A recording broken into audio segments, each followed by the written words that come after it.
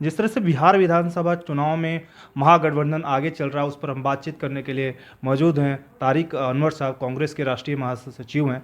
Sir, जिस तरह से हम बिहार विधानसभा चुनाव में रुझान देखें, महागठबंधन आगे चल रहा है, क्या लगता है कि सर इस पर बेरोजगारी सबसे बड़ा मुद्दा रहा है?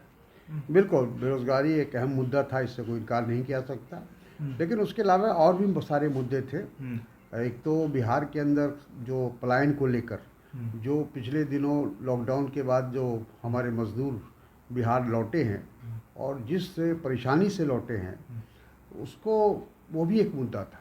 और बिहार सरकार और केंद्र सरकार का जो रवैया था बिहारी मज़दूरों के लिए, वो बहुत ही दुखद था और उस बात को लोग भूल नहीं पाए थे।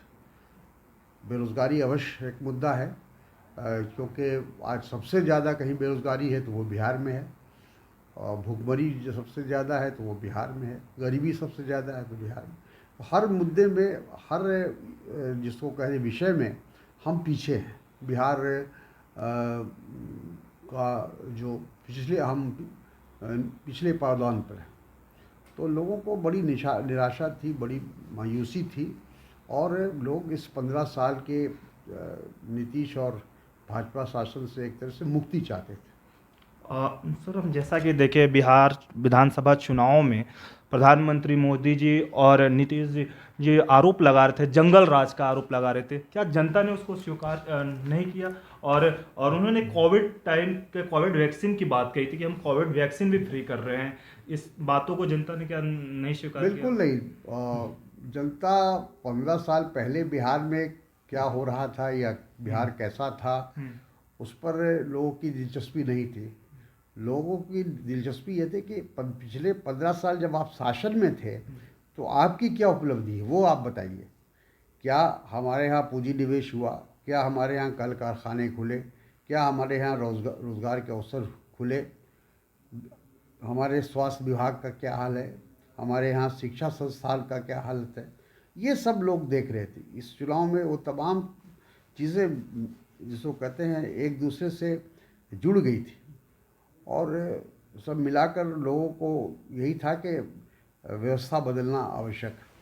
सर, हम बात करें कि आपने 10 लाख सरकारी नौकरी की बात कही, और केंद्र ने जो मैनिफेस्टो जारी किया था उसमें 19 लाख रोजगार देने की बात कही। क्या सर, नीतीश कुमार जी कह रहे थे कि हम सरकारी नौकरी नहीं दे सकते हैं, तो आप लोग कैसे इस नौकरियों को प्रोवाइड करेंगे अगर देखिए, सर? यही तो ताज्जुब की बात है कि जब 10 लाख का तेजस्वी जी ने ऐलान किया कि हम, अगर हमारी सरकार बनेगी तो हम पहले जो मंत्रिमंडल की बैठक होगी उसमें फैसला लेंगे और जो 10 लाख लोगों को नौकरी देने का काम करेंगे, जिसमें लगभग 5 लाख के आसपास वैकेंसी है बिहार सरकार में अलग अलग विभागों में, तो उसको पहले उसको पूरा करेंगे। तो उस वक्त बहुत बीजेपी ने भी और नीतीश जी ने भी उसका मजाक उड़ाया और कहा कि ये संभव ही नहीं है। लेकिन 2 दिन के बाद जब उनका मैनिफेस्टो आता है तो कहते हैं कि हम 19 लाख लोगों को रोज़गार देंगे। तो इससे उनकी जो क्रेडिबिलिटी थी वो ख़त्म हो गई। और सर, आखिरी सवाल, महागठबंधन और कांग्रेस कितनी सीटें इस बार जीतेंगी? देखिए, हम लोग तो उम्मीद करते हैं कि पूर्ण बहुमत में तो कोई शक नहीं है, हम्म, लेकिन 2/3 मेजोरिटी भी आ सकती है, हम्म। ऐसी संभावना है। बहुत बहुत शुक्रिया सर, हमारे से बातचीत करने के लिए। सोशल संवाद से मैं सिद्धार्थ।